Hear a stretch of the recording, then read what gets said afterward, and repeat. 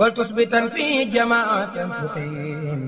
الصلوات الخمس دأبا يا عكيم. digal ak kilifteefu Sëriñ Muntaxa Mbàkke xalif général des mourides bokki jullit ak bokki taalibe yi dëkk Touba Sam marché bu tuxu ci njiitul imam Sëriñ Modou Diouf Sëriñ Aliou Guèye Sëriñ Talla Guèye Sëriñ Cheikh Diop Sëriñ Mamoun Ngom hôpital Fann Sëriñ Modou Boy commerçant Sëriñ Modou Fall délégué de quartier waa Touba Sam Buqaatul Mubaraka marché bu tuxu ñoo leen di fàttali liggéeyub jumaa ja ñu naaloon ca Touba Sam Buqaatul Mubaraka te jële woon digal la ca Cheikh Sidi Makhtar Mbàkke ibnu Cheikh Mouhamadou Lamine tegoon nañu xeer wa fondation ko ba tàmbali ko tabax te nu fës ko yéene àggale di ca soññi mboolem ñi dëkkee Touba Sam ak li ko wër di ci tàllal loxo jullit yi ak taalibe yi xarit yi dëkkandoo yi wala réy ak am di jàmm yi ak képp ko am yéene ci tàbbal saw ñaq ci néegub yàlla ci biir réew mi ak bitim réew sunu yitte mooy ciment ak fer ak xeer ak karo ak peinture ak xaalis ñi ngi ñaan ku ci def sab dërëm am ci ngërëmul suñu borom te lam digge woon ci jullit bu tabax néegub yàlla donte daatal na néegub petax mu fayal ko ay njënd ci aljanna sunu borom defal na ko ci barke alquranul karim ku ci bëgg a tàbbal saw ñaq mbaa nga bëgg cee am ay leeral imam Serigne Modou Diouf 77 622 11 72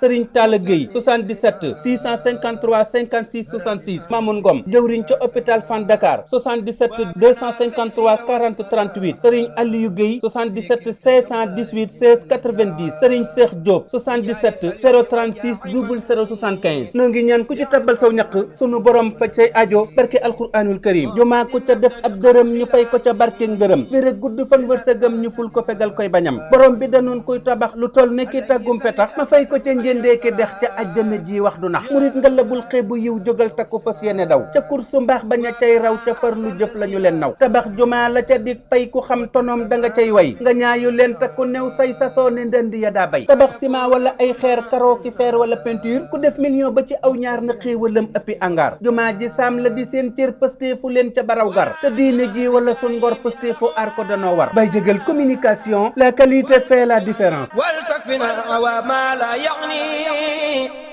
بك